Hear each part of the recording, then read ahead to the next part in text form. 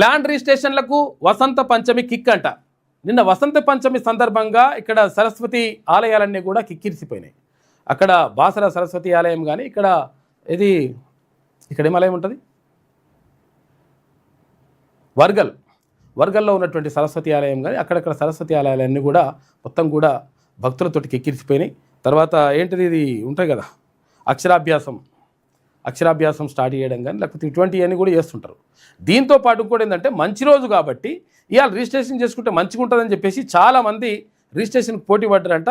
కొన్ని వేల రిజిస్ట్రేషన్లు నిన్న ఎక్కువైపోయినాయి. స్టార్ట్లు మొత్తం ఫుల్ అయిపోయినాయట రంగారెడ్డి తర్వాత ఇక్కడ మేడ్చల్ జిల్లాలలో. ఒక్కరోజే 8,000 డాక్యుమెంట్లు.